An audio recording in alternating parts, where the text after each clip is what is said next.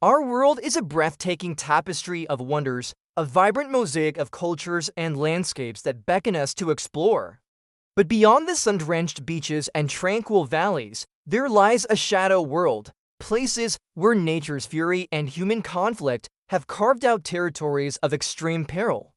These are not destinations for the casual tourist. They are the planet's most dangerous places, and today, we venture into their heart. Imagine a place so hot, it feels like stepping onto another planet. Welcome to the Danakil Depression in Ethiopia. Often called the gateway to hell, this is one of the lowest, driest, and hottest places on Earth. The ground itself seems to boil, with a kaleidoscope of sulfur springs, acid pools, and toxic gases erupting from the Earth's crust. Temperatures regularly soar above 120 degrees Fahrenheit. The air is thick with chlorine and sulfur, making every breath a struggle. Yet, against all odds, the Afar people call this unforgiving landscape home, mastering survival in an environment that seems designed to repel all life. Navigating this alien terrain requires expert guides, as a wrong step could lead you into a pool of boiling acid or a fissure releasing poisonous volcanic gases. The beauty here is deceptive, a lethal masterpiece painted by geological violence. From the searing heat of Africa, we journey to the chilling isolation of Siberia to a place known as Oymyakon. This remote village holds the record for the lowest temperature ever recorded for an inhabited settlement, a staggering -90 degrees Fahrenheit. Here, winter is not just a season, it's a constant, life-threatening battle. Eyelashes freeze solid in seconds. Frostbite is a persistent danger. Cars must be left running 24/7, lest their engines freeze solid. The very act of breathing feels like inhaling shards of ice. The landscape is a monochrome world of white, beautiful in its starkness, but utterly relentless. The people of Oymyakon have adapted with remarkable resilience, but for any outsider, survival here is a minute-by-minute challenge against the planet's most extreme cold. Danger, however, isn't always forged by nature. Sometimes it's a legacy of human ambition. In northern Ukraine lies the Chernobyl exclusion zone. On April 26, 1986, the world witnessed the worst nuclear disaster in history. The explosion at the Chernobyl nuclear power plant released a cloud of radioactive particles that drifted across Europe. The nearby city of Pripyat, once home to 50,000 people, was evacuated in a matter of hours, becoming an eerie ghost town frozen in time. Today, the zone remains one of the most radioactive places on Earth. While guided tours offer a glimpse into this haunting world, invisible radiation hotspots, known as the Red Forest, still pose a deadly threat. The silence in Pripyat is deafening, broken only by the wind whistling through decaying buildings.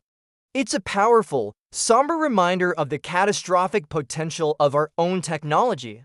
Let's travel to the coast of Brazil, to an island that seems plucked from a nightmare.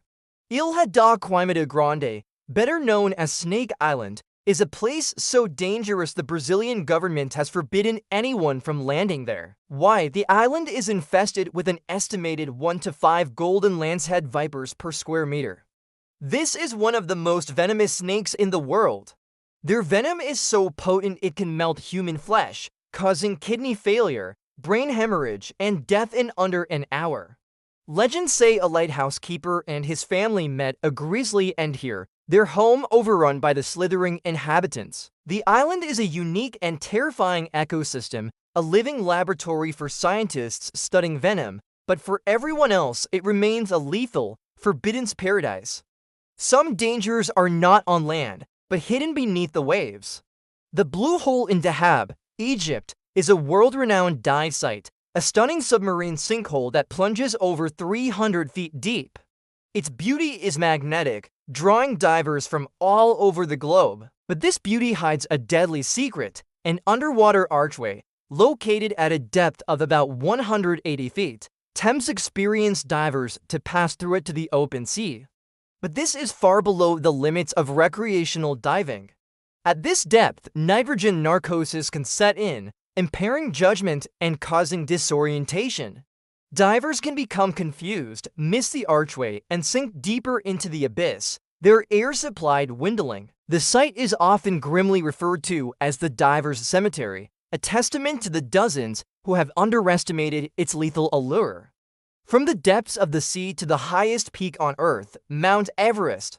Reaching its summit is the ultimate achievement for many mountaineers, but it comes at a terrible cost. The death zone, the region above 26,000 feet, is where the human body begins to die.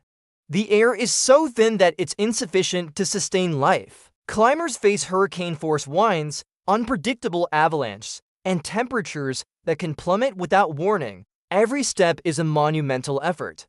The path to the summit is littered with the frozen bodies of those who never made it back, serving as grim markers for those who follow. Over 300 people have perished on its slopes, making Everest not just a mountain, but a vertical graveyard that demands respect for its raw and tameable power. In Central America, the danger comes not from the environment, but from intense societal conflict. San Pedro Sula in Honduras was for years considered the murder capital of the world outside a war zone. Plagued by gang violence, drug trafficking, and extreme poverty, the city became a battleground for powerful cartels and street gangs like MS-13 and Barrio 18. For its residents, daily life was a navigation of invisible front lines. Extortion was rampant, and violence a constant threat. While recent efforts have worked to improve safety, the city's reputation serves as a stark reminder of how social and economic collapse can create environments more dangerous than any force of nature. It highlights the human element of peril, a volatile and unpredictable force that can turn a city into a war zone. Deep in the Amazon rainforest, on a remote island in the Bay of Bengal, live the Sentinelese people. They are one of the last uncontacted tribes in the world, having rejected all interactions with the outside world, often violently. Anyone who approaches North Sentinel Island is met with a volley of arrows. In 2018, an American missionary who illegally traveled to the island was killed by the tribe.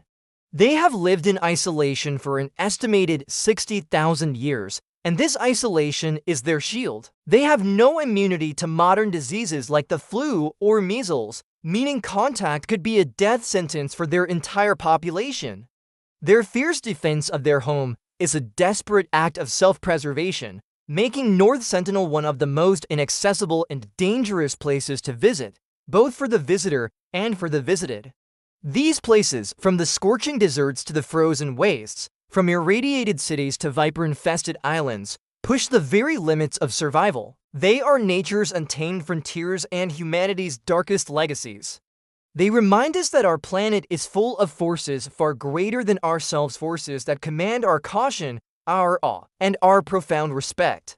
Exploring them, even from a distance, forces us to confront the fragile line between life and death. Thank you for joining us on this journey to the edge. If you found this exploration fascinating, don't forget to like, subscribe, and hit the notification bell for more deep dives into our world's most extreme corners. Stay curious and stay safe.